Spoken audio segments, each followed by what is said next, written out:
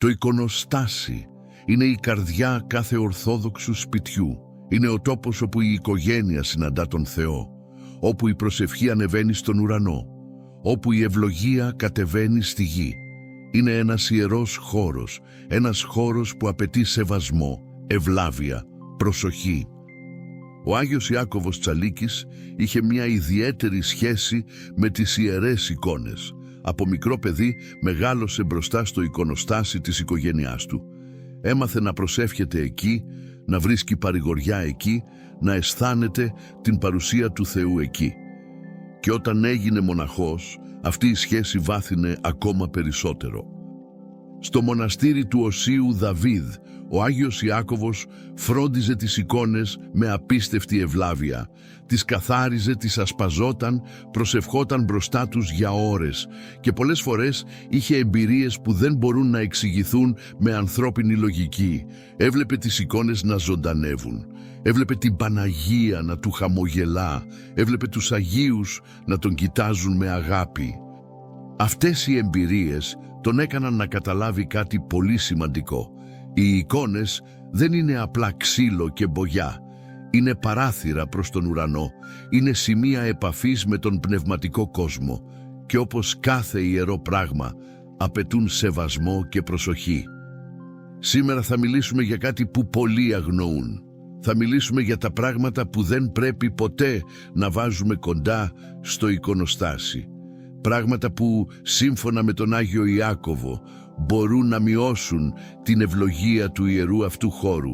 Πράγματα που ίσως βάζουμε χωρίς να το σκεφτόμαστε, χωρίς να καταλαβαίνουμε τι κάνουμε. Πριν προχωρήσουμε, θέλω να ξεκαθαρίσω κάτι.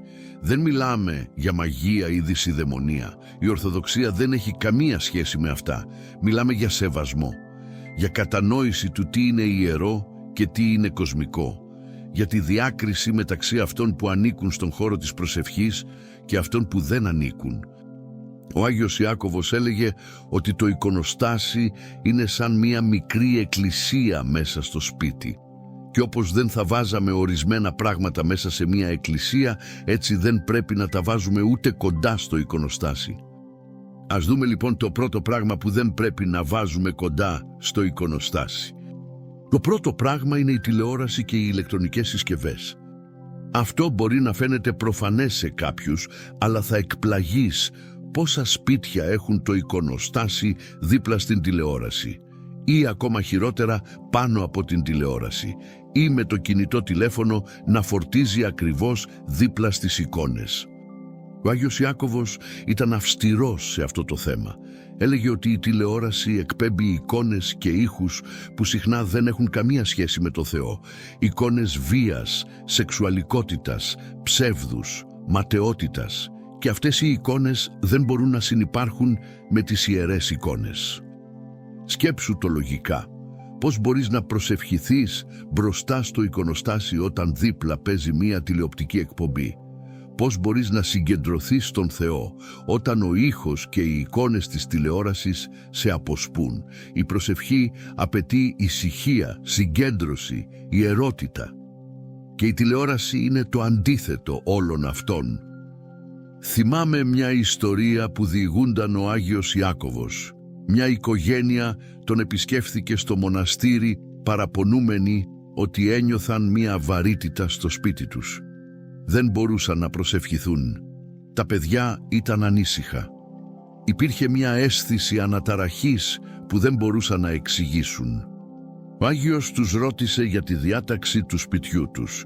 Πού είναι το εικονοστάσι, πού είναι η τηλεόραση? Η οικογένεια απάντησε ότι ήταν στον ίδιο χώρο, το ένα δίπλα στο άλλο. Το εικονοστάσι σε μια γωνιά του σαλονιού και η τηλεόραση στην άλλη, αλλά στον ίδιο τοίχο. Ο Άγιος Ιάκωβος τους συμβούλεψε να αλλάξουν αυτή τη διάταξη, να μετακινήσουν το εικονοστάσι σε έναν ήσυχο χώρο, μακριά από την τηλεόραση, σε ένα δωμάτιο όπου μπορούν να προσευχηθούν χωρίς περισπασμούς. Ή αν αυτό δεν είναι δυνατό, τουλάχιστον να μην έχουν ανοιχτή την τηλεόραση όταν προσεύχονται. Η οικογένεια άκουσε.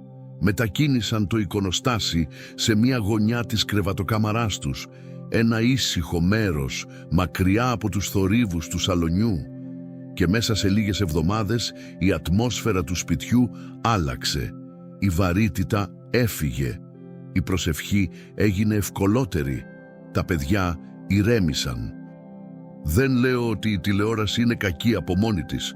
Ο Άγιος Ιάκωβος δεν καταδίκαζε την τεχνολογία, αλλά έλεγε ότι κάθε πράγμα έχει τη θέση του. Και η θέση της τηλεόρασης δεν είναι δίπλα στο εικονοστάσι. Το ιερό πρέπει να είναι χωριστό από το κοσμικό. Το ίδιο ισχύει και για τα κινητά τηλέφωνα, τα τάμπλετ, τους υπολογιστές. Αυτές οι συσκευές μας συνδέουν με έναν κόσμο γεμάτο περισπασμούς, ειδοποιήσεις, μηνύματα, κοινωνικά δίκτυα. Τίποτα από αυτά δεν ανήκει στον χώρο της προσευχής. Το εικονοστάσι πρέπει να είναι ένας χώρος ησυχίας, συγκέντρωσης, επαφής με τον Θεό. Το δεύτερο πράγμα που δεν πρέπει να βάζουμε κοντά στο εικονοστάσι είναι τα κοσμικά αντικείμενα και διακοσμητικά. Πολλοί άνθρωποι, χωρίς να το σκέφτονται, βάζουν διάφορα αντικείμενα κοντά στο εικονοστάσι. Μια φωτογραφία της οικογένειας, ένα βάζο με λουλούδια, ένα διακοσμητικό, ένα αναμνηστικό από τις διακοπές, ένα βραβείο ή δίπλωμα και νομίζουν ότι δεν υπάρχει πρόβλημα.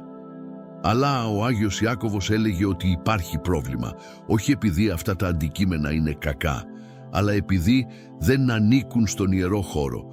Το εικονοστάσι δεν είναι ράφι για να βάζουμε ό,τι θέλουμε. Είναι ένας χώρος αφιερωμένος στον Θεό.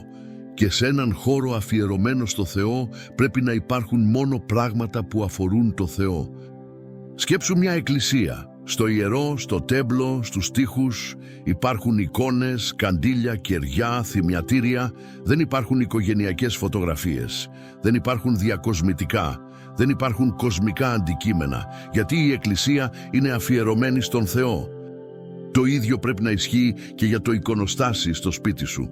Πρέπει να είναι ένας χώρος καθαρός, αφιερωμένος, ιερός, εικόνες του Χριστού, της Παναγίας, των Αγίων, καντήλι, θυμίαμα, ίσως λίγο αγιασμό ή λάδι από κάποιο ιερό λείψανο. Αυτά ανήκουν στο εικονοστάσι, τίποτα άλλο. Ο Άγιος Ιάκωβος διηγούνταν την ιστορία μιας γυναίκας που είχε ένα πολύ όμορφο εικονοστάσι στο σπίτι της, αλλά το είχε γεμίσει με διάφορα αντικείμενα, φωτογραφίες των παιδιών της, των γονιών της, του άνδρα της, διακοσμητικά που της άρεσαν, ακόμα και μερικά βιβλία.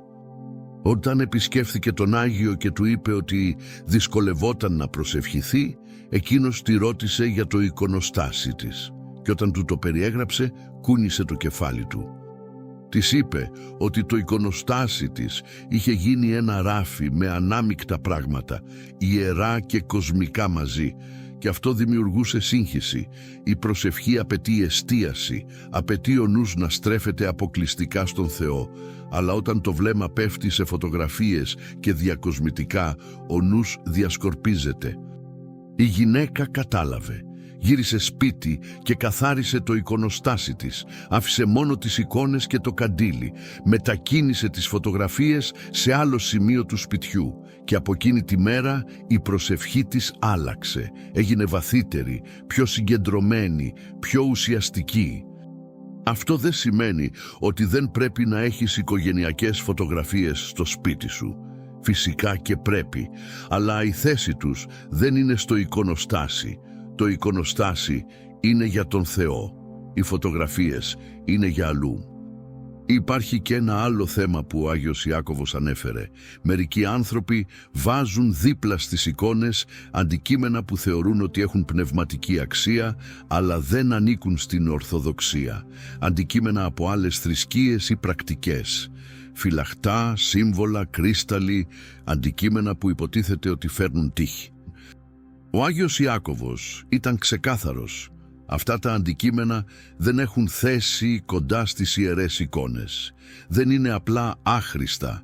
Μπορεί να είναι και επιβλαβή, γιατί συγχέουν την πίστη, αναμειγνύουν το αληθινό με το ψεύτικο και ανοίγουν πόρτες που δεν πρέπει να ανοίξουν. Η Ορθοδοξία έχει όλα όσα χρειαζόμαστε για προστασία και ευλογία. Τις εικόνες, τον σταυρό, τον αγιασμό, τη Θεία Κοινωνία, την προσευχή, δεν χρειαζόμαστε τίποτα από άλλες πηγές. Και όταν φέρνουμε τέτοια αντικείμενα στο σπίτι μας, δείχνουμε έλλειψη πίστης στον Θεό, δείχνουμε ότι δεν Τον εμπιστευόμαστε πλήρως. Το τρίτο πράγμα που δεν πρέπει να βάζουμε κοντά στο εικονοστάσι είναι αντικείμενα που σχετίζονται με αμαρτωλές συνήθειες ή πάθη. Αυτό μπορεί να ακούγεται περίεργο, αλλά ο Άγιος Ιάκωβος είχε δει πολλά. Είχε δει ανθρώπους που είχαν το τασάκι τους δίπλα στο εικονοστάσι, που είχαν ένα ποτήρι αλκοόλ εκεί, που είχαν χαρτιά ή τράπουλες ή αντικείμενα που σχετίζονταν με κάποια εξάρτηση ή αμαρτία. Ο Άγιος έλεγε ότι αυτά τα αντικείμενα εκπέμπουν μια ενέργεια, όχι με τη μαγική έννοια, αλλά με την πνευματική. Είναι υπενθυμίσεις αμαρτίας και η αμαρτία δεν μπορεί να συνυπάρχει με την αγιότητα. Δεν μπορείς να προσεύχεσαι μπροστά στις εικόνες, ενώ δίπλα σου υπάρχουν αντικείμενα που σου θυμίζουν τα πάθη σου. Θυμάμαι μια πολύ συγκινητική ιστορία. Ένας άνδρας είχε πρόβλημα με το αλκοόλ. Ήταν καλός άνθρωπος, πιστός, αλλά δεν μπορούσε να νικήσει αυτή την εξάρτηση. Κάθε βράδυ καθόταν στο σαλόνι του, έπινε και μετά πήγαινε στο εικονοστάσι να προσευχηθεί. Το εικονοστάσι ήταν στο ίδιο δωμάτιο και πολλές φορές το ποτήρι του έμενε εκεί, δίπλα στις εικόνες. Όταν επισκέφθηκε τον Άγιο Ιάκωβο, εκείνος τον κοίταξε με αγάπη αλλά και με αυστηρότητα. Του είπε ότι δεν μπορεί να υπηρετεί δύο κυρίους. Δεν μπορεί να έχει το ποτήρι του δίπλα στην εικόνα. Δεν μπορεί να συνδυάζει το πάθος με την προσευχή. Ο Άγιος τον συμβούλεψε να κάνει μία αλλαγή, να μετακινήσει το εικονοστάσι σε ένα δωμάτιο όπου δεν υπάρχει αλκοόλ, σε ένα καθαρό χώρο, και κάθε φορά που πηγαίνει να προσευχηθεί να αφήνει πίσω του το πάθος, να μπαίνει στο χώρο της προσευχής με καθαρά χέρια και καθαρή καρδιά. Ο άνδρας το έκανε και κάτι άρχισε να αλλάζει. Ο διαχωρισμός του χώρου τον βοήθησε να διαχωρίσει και τη ζωή του. Η προσευχή έγινε κάτι ξεχωριστό, κάτι ιερό, και σιγά σιγά με τη βοήθεια του Θεού κατάφερε να νικήσει και την εξάρτησή του. Αυτή η ιστορία δείχνει κάτι σημαντικό. Ο χώρος έχει σημασία. Η διάταξη του σπιτιού μας επηρεάζει την πνευματική μας ζωή και το εικονοστάσι, όσο πιο ιερός χώρος του σπιτιού, πρέπει να προστατεύεται από οτιδήποτε μπορεί να το μολύνει. Τώρα θέλω να μοιραστώ μαζί σου κάποιες επιπλέον συμβουλές του Αγίου Ιακώβου για το εικονοστάσι. Πράγματα που πρέπει να κάνουμε για να διατηρήσουμε την ιερότητα αυτού του χώρου. Η πρώτη συμβουλή είναι να κρατάμε το εικονοστάσι καθαρό. Αυτό μπορεί να φαίνεται αυτονόητο, αλλά πόσοι από εμάς το κάνουμε πραγματικά, πόσοι καθαρίζουμε τακτικά τις εικόνες μας, πόσοι σκουπίζουμε τη σκόνη, αλλάζουμε το λάδι στο καντήλι, φροντίζουμε το χώρο με ευλάβεια. Ο Άγιος Ιάκωβος έλεγε ότι η καθαριότητα του εικονοστασίου αντανακλά την καθαριότητα της καρδιάς μας. Όταν αφήνουμε τις εικόνες να σκονιστούν, όταν τις παραμελούμε, δείχνουμε ότι έχουμε παραμελήσει και τη σχέση μας με τον Θεό. Αντίθετα, όταν φροντίζουμε τις εικόνες, δείχνουμε σεβασμό, δείχνουμε ότι νοιαζόμαστε, δείχνουμε ότι η πίστη μας είναι ζωντανή. Ο Άγιος συνιστούσε να καθαρίζουμε το εικονοστάσι τουλάχιστον μία φορά την εβδομάδα. Με ένα καθαρό πανί, απαλά, με ευλάβεια. Και ενώ το καθαρίζουμε, να προσευχόμαστε, να μιλάμε με τους Αγίους, να τους ζητάμε την ευλογία τους. Αυτή η απλή πράξη, ο καθαρισμός του εικονοστασίου, γίνεται μία μορφή προσευχής, μια μορφή λατρείας. Μια ηλικιωμένη γυναίκα διηγήθηκε στον Άγιο Ιάκωβο μια όμορφη ιστορία. Κάθε Σάββατο πρωί ετοίμαζε το σπίτι της για την Κυριακή και πάντα ξεκινούσε από το εικονοστάσι. Το καθάριζε με προσοχή, άλλαζε το λάδι στο καντήλι, έβαζε φρέσκα λουλούδια και ενώ το έκανε μιλούσε στην Παναγία, της έλεγε τα νέα της εβδομάδας, τα χαρούμενα και τα λυπημένα, σαν να μιλούσε σε μια φίλη. Ο Άγιος Ιάκωβος χαμογέλασε όταν το άκουσε. Της είπε ότι αυτό που έκανε ήταν από τις πιο όμορφες μορφές προσευχής η Παναγία την άκουγε και χαιρόταν με την αγάπη και τη φροντίδα της. Η δεύτερη συμβουλή είναι να ανάβουμε τακτικά το καντήλι.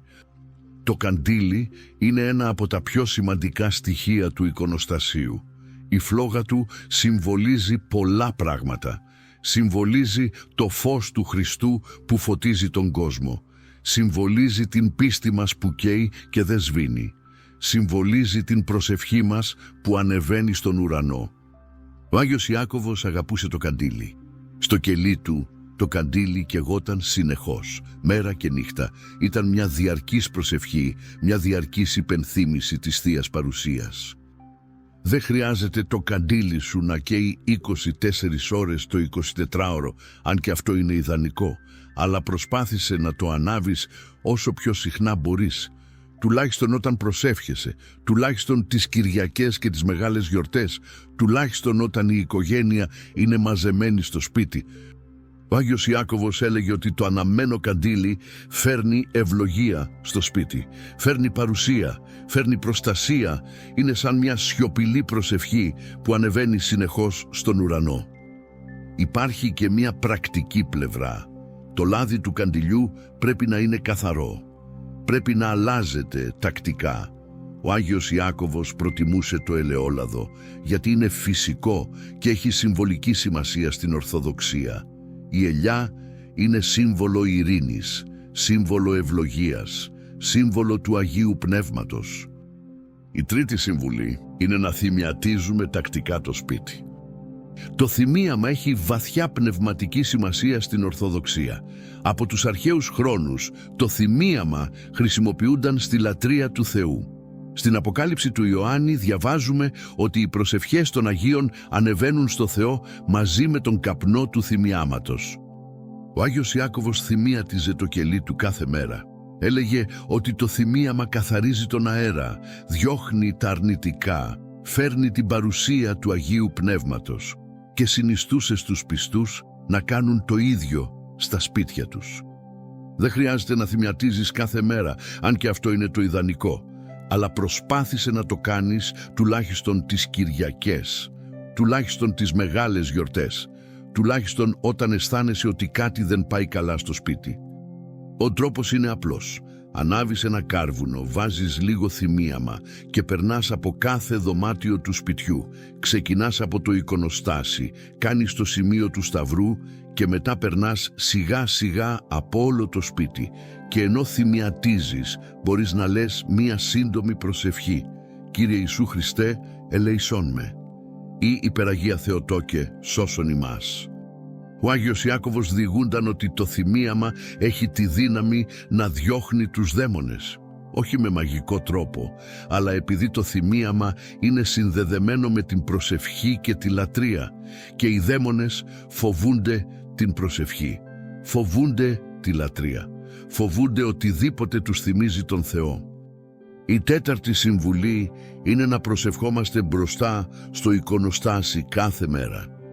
Αυτή είναι ίσως η πιο σημαντική συμβουλή. Το εικονοστάσι δεν είναι διακοσμητικό, δεν είναι ένα αντικείμενο για να το βλέπουμε και να θαυμάζουμε.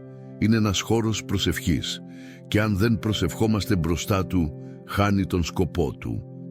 Ο Άγιος Ιάκωβος προσευχόταν μπροστά στις εικόνες για ώρες κάθε μέρα. Φυσικά, εμείς που ζούμε στον κόσμο δεν μπορούμε να κάνουμε το ίδιο. Έχουμε δουλειές, οικογένειες, υποχρεώσεις, αλλά μπορούμε να βρούμε λίγα λεπτά κάθε μέρα. 5 λεπτά το πρωί, 5 λεπτά το βράδυ. Αυτό είναι αρκετό για να κρατήσουμε τη σχέση μας με τον Θεό ζωντανή.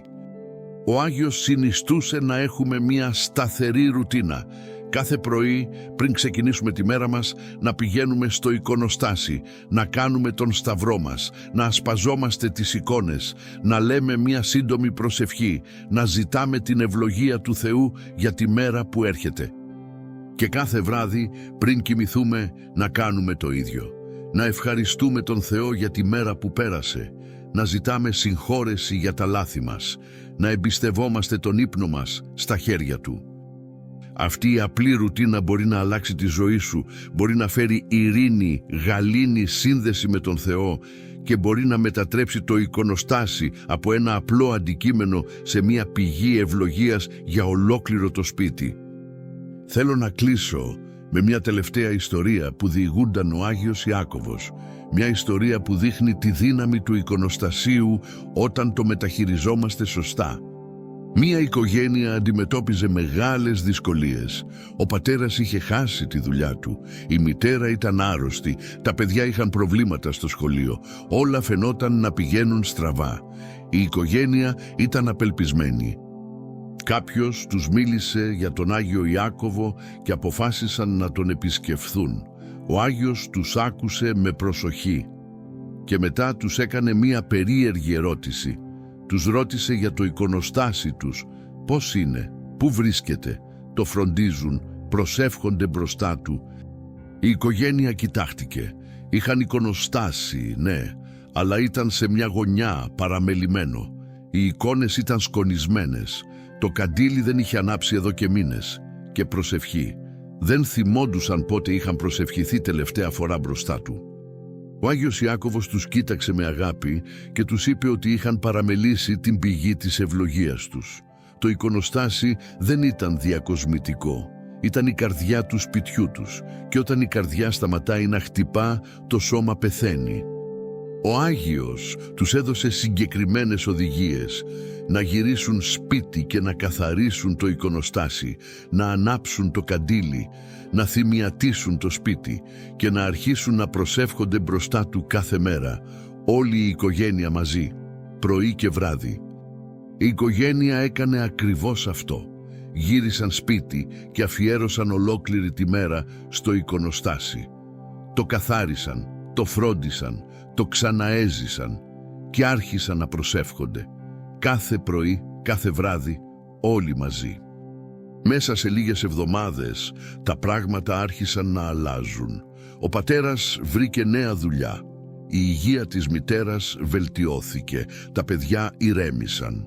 Η ατμόσφαιρα του σπιτιού άλλαξε.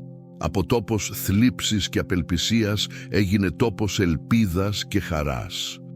Ήταν θαύμα. Ο Άγιος Ιάκωβος θα έλεγε ναι και όχι. Ήταν θαύμα με την έννοια ότι ο Θεός επενέβη στη ζωή αυτής της οικογένειας. Αλλά δεν ήταν θαύμα με την έννοια ότι ήταν κάτι ασυνήθιστο. Αυτό συμβαίνει πάντα όταν ανοίγουμε την καρδιά μας στον Θεό. Όταν τον βάζουμε στο κέντρο της ζωής μας. Όταν μεταχειριζόμαστε τον ιερό χώρο με σεβασμό. Αυτά λοιπόν είναι τα μηνύματα του Αγίου Ιακώβου για το εικονοστάσι. Τα τρία πράγματα που δεν πρέπει να βάζουμε κοντά του. Η τηλεόραση και οι ηλεκτρονικές συσκευές, τα κοσμικά αντικείμενα και διακοσμητικά και τα αντικείμενα που σχετίζονται με αμαρτωλές συνήθειες. Και οι 4 συμβουλές για τη σωστή φροντίδα του. Να το κρατάμε καθαρό, να ανάβουμε τακτικά το καντήλι, να θυμιατίζουμε το σπίτι και κυρίως να προσευχόμαστε μπροστά του κάθε μέρα.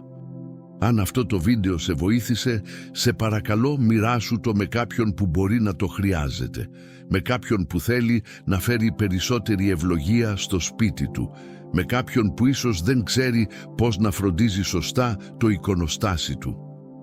Και μην ξεχάσεις να κάνεις εγγραφή στο κανάλι και να πατήσεις το καμπανάκι. Έχουμε πολλά ακόμα να μοιραστούμε μαζί σου. Διδασκαλίες του Αγίου Ιακώβου για την προσευχή, για το σπίτι, για την πνευματική ζωή. Ο Άγιος Ιάκωβος να ευλογεί το σπίτι σου και το εικονοστάσι σου, η Παναγία να σε σκεπάζει και η χάρη του Θεού να γεμίζει κάθε γωνιά της ζωής σου. Καλή δύναμη και καλή συνέχεια.